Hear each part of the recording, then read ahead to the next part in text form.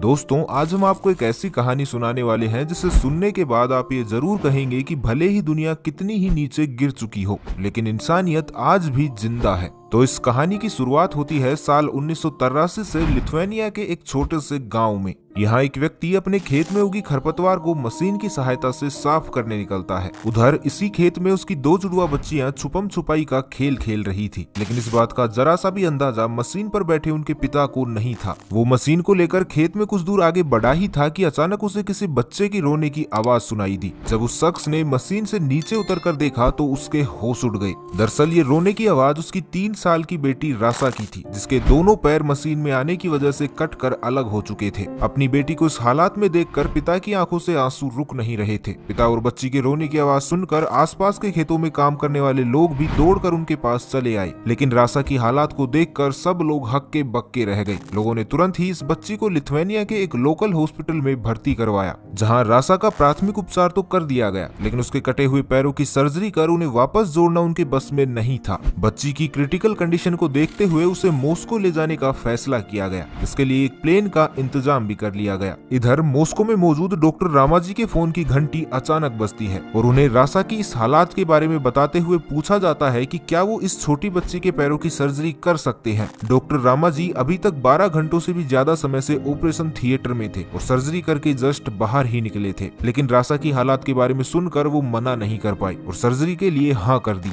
लेकिन यहाँ एक नई समस्या आ गई थी। दरअसल जैसे ही प्लेन आधे रास्ते में पहुंचा तो अचानक उन्हें याद आया कि वो बच्ची के कटे हुए पैर तो वहीं हॉस्पिटल में ही भूल कर आ गए हैं, इसलिए आधे रास्ते से ही प्लेन को वापस मोड़ा गया। लेकिन अब समस्या ये थी कि इतने लंबे समय तक पैरों को सुरक्षित कैसे रखा जाए। इसके लिए बर्फ की जरूरत थी, लेकिन उन्हें वहाँ बर्फ मिली ही नहीं। ऐसे में बर्फ से जमी हुई मछलियों के साथ उसके पैरों को एक बैग में रखा गया। रासा के कटे हुए पैरों को लेने के बाद प्लेन एक बार फिर से मॉस्को के लिए रवाना हुआ। इधर डॉक्टर रामाजी ने मॉस्को की सिटी हॉस्पिटल 51 जिसमें वो काम करते थे वहाँ के स्टाफ से रासा की सर्जरी करने की बात की, लेकिन समस्या ये थी कि यहाँ केवल बड़े और वयस्क लोगों की ही सर्जरी की जाती थी। ऐसे में हॉस्पिटल अथॉरिटी ने डॉक्टर रामाजी को वहाँ रासा की सर्जरी करने की परमिशन नहीं दी। डॉक्टर रामाजी ने इसके बाद एक लोकल एनेस्थीसियोलॉजिस्ट से 3 साल की बच्ची रासा को एनेस्थीसिया देने की बात करनी चाहिए, लेकिन उस एनेस्थीसियोलॉजिस्ट ने भी ये कहते हुए एनेस्थीसिया देने से मना कर दिया कि उसने इतनी छोटी बच्ची को कभी एनेस्थीसिया दिया ही नहीं। डॉक्टर रामाजी को हर जगह से ना सुनने को मिल रहा था, लेकिन उस छोटी बच्ची रासा को फिर से ठीक करने के लिए वो कोई कसर बाकी नहीं छोड़ना चाहते थे। इसलिए रामाजी ने अपने इंस्टीट्यूट की मेन बिल्डिंग में बात की, लेकिन वहां से भी उन्हें ना ही सुनने को मिला। रामाजी को अब समझ ही नहीं आ रहा था कि आखिर वो रासा की सर्जरी करे तो कहां करें,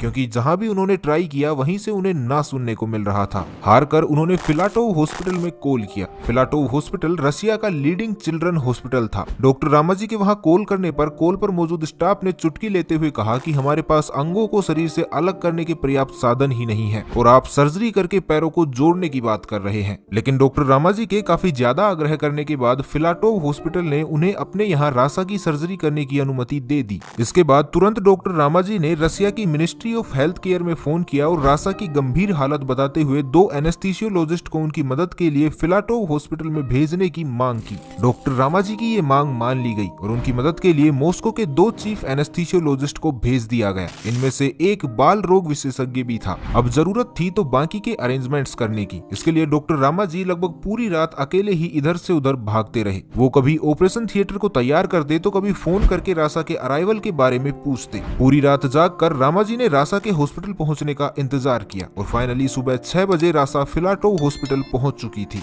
डॉक्टर रामाजी ने जब पहली बार रासा को देखा तो वो एक सफेद सीट में लिपटी हुई स्ट्रेचर पर लेटी हुई थी। डॉक्टर रामाजी को भी अब सोए हुए 24 घंटों से ज्यादा का समय हो चुका था। वे काफी ज्यादा थक भी चुके थे, लेकिन इस थकान को वो अपने मन मस्तिष्क पर हावी होने नहीं देना चाहते थे। डॉक्टर रामाजी ने तुरंत ही रासा के कटे हुए पैरों को देखा, जो कि अब लकड़ी से भी ज्यादा कड़क हो चुके थे और इन्हें देखकर लगता नहीं था कि ये वापस जुड़ भी पाएंगे। लेकिन फिर भी डॉक्टर रामाजी को अपनी अंतरात्मा से आवाज आ रही थी कि शायद वो इन पैरों को जोड़ सकते हैं। ऑपरेशन स्टार्ट हुआ, लेकिन अब नई मुसीबत ये थी कि रामाजी के पास कोई असिस्टेंट मौजूद नहीं था। इसलिए उन्होंने यासा ब्रांडिट को अपने असिस्टेंट के रूप में मदद देने की मांग की, लेकिन यासा रासा इस समय हॉस्पिटल में अपने बीमार बच्चे की देखभाल कर रहे थे, पर जैसे तैसे करके आखिरकार रामाजी ने यासा को मना ही लिया और इसी के साथ एक मेडिकल स्टूडेंट लीना एंटोन्युक को नर्स के तौर पर बुलाया गया। ऑपरेशन स्टार्ट हुए अब 4 घंटे से भी ज्यादा का समय हो चुका था। ऐसे में डॉक्टर रामाजी ने अपने असिस्टेंट और नर्स को कुछ देर रेस्ट करने के लिए कहा, लेकिन वहीं डॉक्टर रामाजी भी 24 घंटे से भी ज्यादा समय से लगातार जाग कर काम कर रहे थे। लेकिन फिर भी डॉक्टर रामाजी ने एक पल के लिए भी आराम नहीं किया, क्योंकि उन्हें पता था कि अगर वो 1 मिनट के लिए भी बैठ गए तो फिर वो इस सर्जरी को किसी भी हाल में पूरा नहीं कर पाएंगे। जब डॉक्टर रामाजी रासा के पैर के मांस के टुकड़ों को जोड़ रहे थे तो इस दौरान उनके असिस्टेंट और नर्स को विश्वास ही नहीं हो रहा था कि लकड़ी की तरह कड़क हो चुके ये पैर फिर से जुड़ पाएंगे,